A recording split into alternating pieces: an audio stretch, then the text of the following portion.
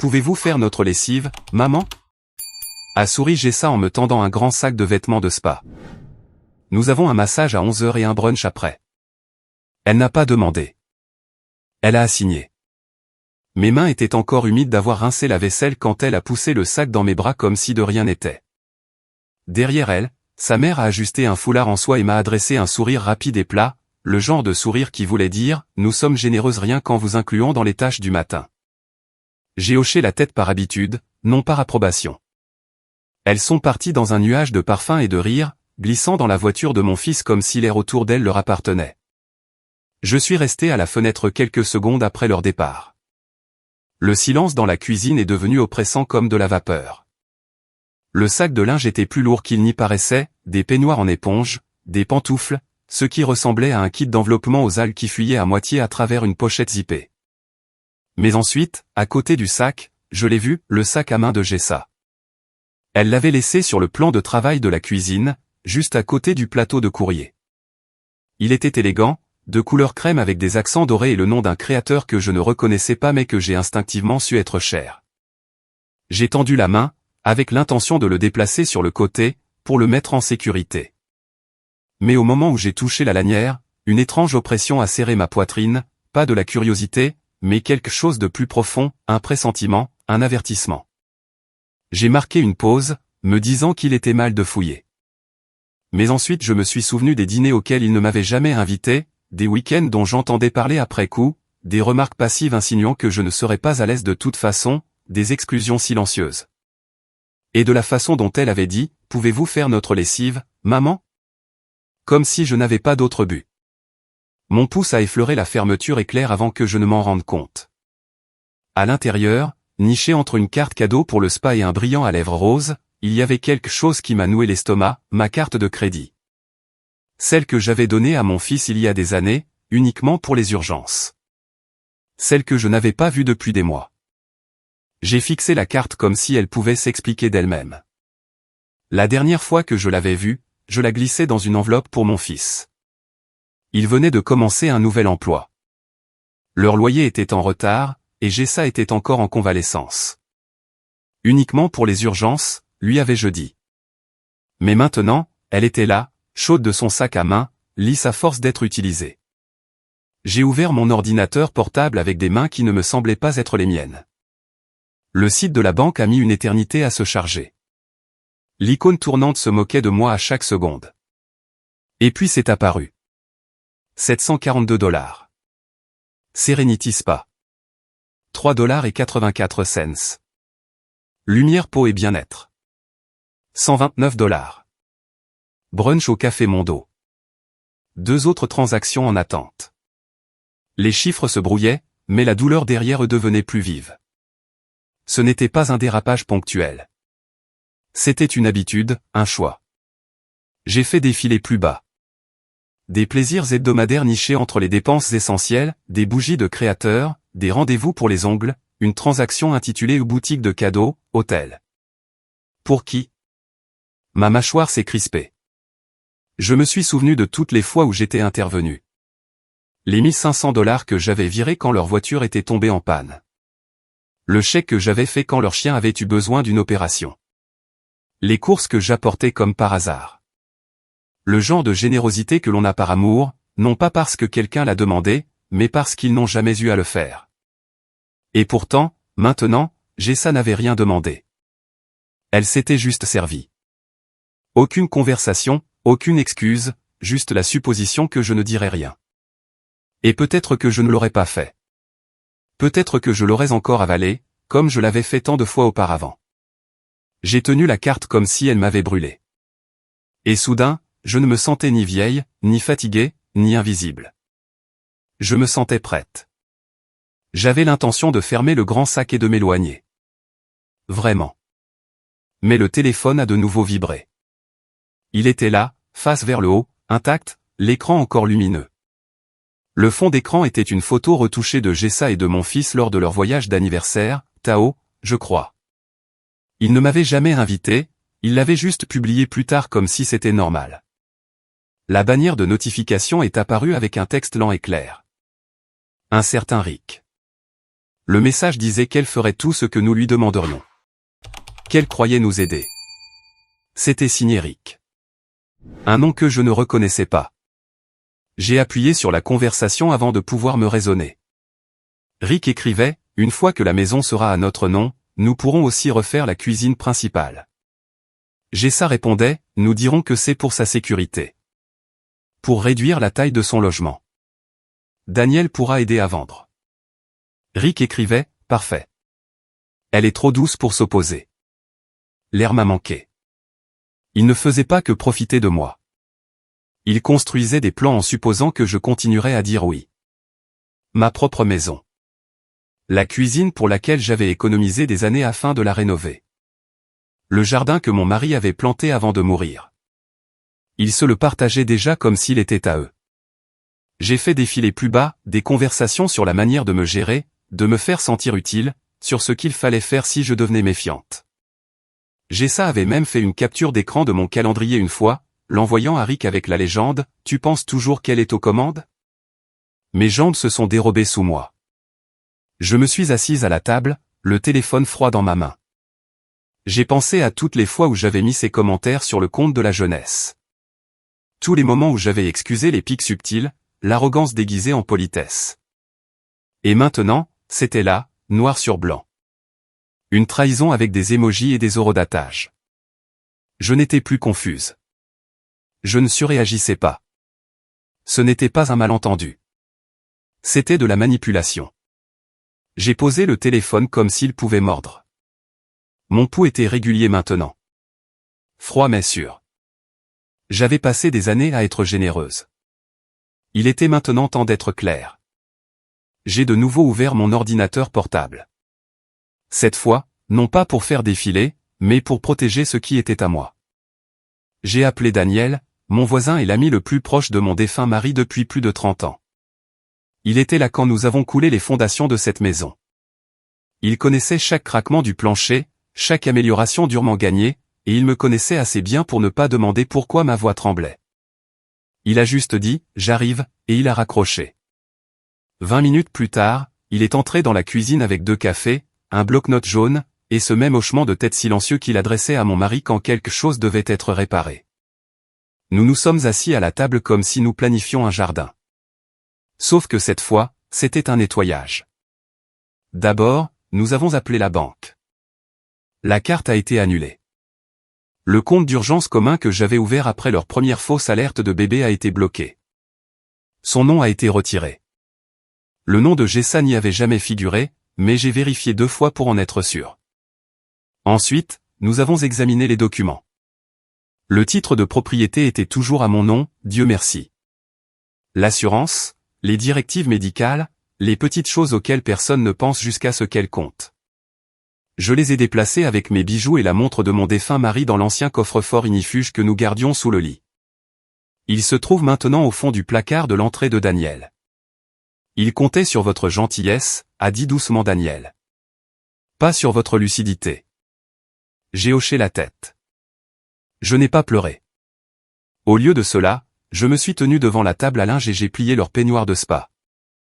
Un par un, lentement et avec précision. L'odeur d'eucalyptus s'accrochait encore au tissu comme une sorte de moquerie. J'ai posé les peignoirs pliés sur la table de la cuisine, la pile nette et délibérée. Leur parfum d'eucalyptus remplissait la pièce, une douceur moqueuse face au poids dans ma poitrine. J'ai cherché dans le tiroir, j'ai pris l'enveloppe et je l'ai glissée à côté des vêtements. À l'intérieur se trouvait une seule page, tapée, non manuscrite. Des mots clairs et concis, la confiance est un cadeau. Vous l'avez dépensé comme de l'argent. En dessous, sur le rabat scellé, j'ai placé la carte, coupée nettement en 2. Les chiffres se séparaient comme une couture, cédant enfin. Je ne suis pas parti en claquant la porte. Je ne suis pas parti du tout. Je suis simplement resté là où était ma place, sur ma chaise près de la fenêtre. L'horloge faisait un léger tic-tac. La lumière se déplaçait sur le sol, et la maison retenait son souffle avec moi. Daniel avait proposé de rester, mais je lui ai dit non. C'était mon moment. Je n'avais pas besoin de témoins, seulement de résolution. La lettre n'était pas une vengeance. C'était une limite. La première vraie limite que je traçais depuis des années. Dehors, une portière de voiture s'est fermée, puis une autre. Des rires ont flotté à travers les fenêtres ouvertes du salon, le ton aigu de Jessa, le murmure plus grave de sa mère.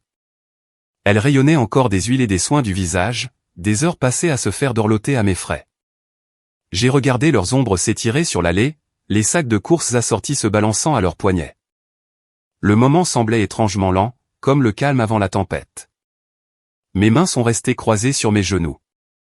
Pas de cœur qui bat la chamade, pas de tremblement, seulement une immobilité qui semblait méritée.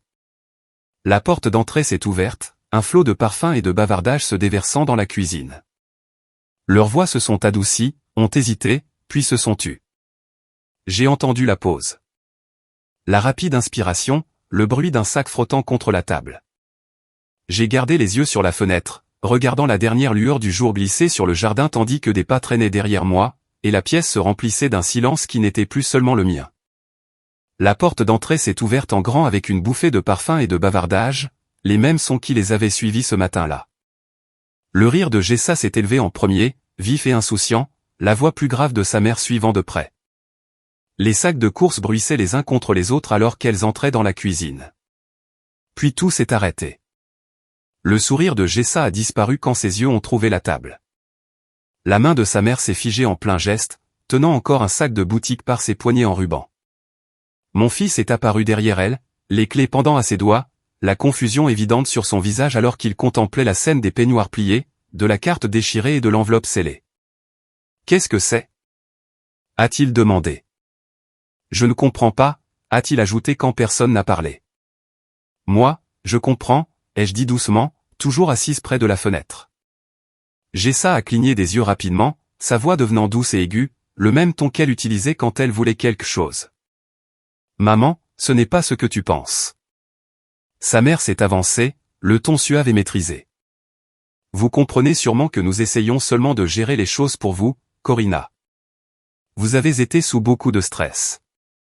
Je n'ai pas bougé. Vous avez utilisé ma maison, mon argent, mon silence. J'ai prononcé chaque mot délibérément. Ces trois choses ont disparu maintenant. Mon fils a commencé à parler, mais les mots lui ont manqué. Les mains de Jessa se sont tordues, le sac en papier se froissant entre ses doigts. Les yeux de sa mère ont filé vers la lettre, puis vers moi, calculant. Je me suis levé lentement, non pas pour dominer, mais pour mettre fin à la comédie. La maison d'amis est à moi, ai-je dit. Les serrures sont changées. Mes comptes sont sécurisés. Ça s'arrête maintenant. Pendant un long moment, personne n'a parlé. Seul le son de leur respiration emplissait la cuisine. Je leur ai tourné le dos, j'ai ramassé la pile de factures que j'avais triées avant leur arrivée, et j'ai commencé à les classer, l'action silencieuse traçant une ligne qu'ils ne pourraient plus franchir. Le lendemain matin, j'ai attendu l'heure du petit déjeuner, par courtoisie, non par faiblesse. Ils étaient assis dans la cuisine de la maison d'amis quand je suis entré, côte à côte, sans parler. L'air entre eux était tendu, crispé. Je ne me suis pas assise. J'ai simplement dit, vous avez 2 jours pour faire vos bagages et quitter la maison d'amis. C'est ma maison, pas un cadeau, pas une promesse, une limite. Les yeux de mon fils se sont écarquillés. Maman, on peut juste en parler? On ne voulait pas. J'ai entendu ce que vous vouliez, les jeux interrompus. C'était écrit noir sur blanc, et c'était suffisant. Jessa a ricané, les bras croisés. Nous sommes ici depuis 6 mois. Nous avons prévu la chambre du bébé. Qu'est-ce qu'on est censé faire maintenant? Vous êtes censé grandir, ai-je dit calmement. Et recommencer ailleurs, un endroit qui ne nécessite pas de prendre à quelqu'un d'autre. Elle a de nouveau ouvert la bouche, mais mon fils a levé la main. Allons-y, a-t-il marmonné, la voix basse. On va trouver une solution. J'ai hoché la tête et je me suis retourné vers la porte. Je ne suis pas resté pour superviser. Je n'ai pas vérifié leur sac. Je n'en avais pas besoin. 2 jours plus tard, la maison d'amis était vide. Les clés sur le comptoir. Pas de mots, pas d'excuses, pas de remerciements, et je n'en ai pas demandé. Le silence qu'ils ont laissé derrière eux ressemblait à de l'air pur après une tempête. Aucune tension ne pesait sur les murs. Pas de faux semblants autour d'un café. J'ai traversé l'espace vide une dernière fois. Le coin nursery qu'ils avaient prévu était toujours nu. Le berceau qu'ils avaient commandé n'est jamais arrivé. Les étagères étaient vides, à l'exception d'une tasse que j'avais achetée un jour pour Jessa qui disait « peut-être plus tard ». Je l'ai laissée là. De retour dans la maison principale, je me suis versé une tasse de café frais et j'ai ouvert la porte arrière. Le soleil montait plus haut, éclairant le bord de la terrasse, tout comme lorsque mon mari s'asseyait là avec son journal. Je suis sorti, et pour la première fois depuis des mois, la maison ne me donnait pas l'impression de se rétrécir autour de moi. J'avais l'impression qu'elle était à nouveau mienne. La maison était plus silencieuse, non pas vide, mais plus légère, comme si elle avait expiré avec moi. Je me suis réveillé tôt, j'ai préparé le café comme je l'aime, fort avec un trait de lait d'avoine, et je l'ai laissé reposer pendant que je marchais pieds nus sur la terrasse. Les jardinières étaient encore à moitié vides depuis le printemps, alors je les ai remplies de thym et de sauge, ignorant la douleur dans mes genoux.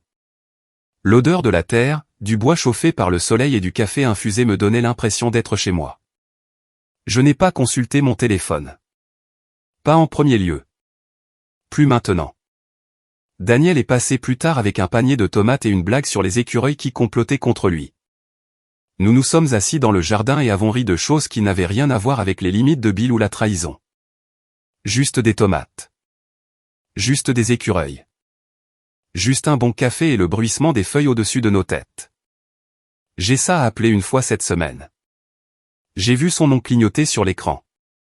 Sa photo soigneusement retouchée, toujours parfaite. J'ai laissé sonner. Je n'étais pas en colère. Je n'étais simplement pas disponible. La paix que j'avais maintenant n'était pas bruyante. Elle n'était pas dramatique. Elle n'est pas arrivée avec un discours ou des excuses. Elle est arrivée par petites touches, une cuisine propre sans les tasses sales de quelqu'un d'autre. Le courrier qui n'était plus que le mien. La façon dont je me déplaçais dans les pièces sans avoir à marcher sur des œufs à cause des humeurs de quelqu'un d'autre. Le son de mes propres pensées, sans contestation et sans être dérangé. J'ai recommencé à peindre, pas pour quelqu'un, juste pour remplir le silence de couleurs. Certains soirs, je m'asseyais près de la fenêtre avec un livre et je regardais le soleil se coucher derrière les collines. Je ne pensais pas à ce qu'ils faisaient. Je ne ressassais pas les choses qu'ils avaient dites. Je laissais simplement l'immobilité s'installer là où il y avait autrefois du bruit. Ce week-end-là, j'ai vidé la chambre d'amis. Pas pour eux, pour moi. J'y ai installé mon chevalet, accroché un petit tableau en liège, et épinglé une note qui disait simplement « Cet espace t'appartient ». Parce que c'était le cas, et parce que pour la première fois depuis des années, je le croyais. On a frappé doucement, presque avec hésitation. Je n'attendais personne, et pendant un moment, j'ai hésité à faire comme si je n'entendais pas. Mais quelque chose dans la pause entre les coups m'a interpellé. Quand j'ai ouvert la porte, Marcy se tenait là, petite, silencieuse, se tenant les coudes comme si elle avait peur d'être renvoyée. Son sac à dos pendait lâchement sur une épaule, et ses cheveux étaient attachés en une queue de cheval de travers qu'elle portait toujours quand elle la faisait elle-même. J'ai laissé mon sweat à capuche violet dans la chambre d'amis, a-t-elle dit.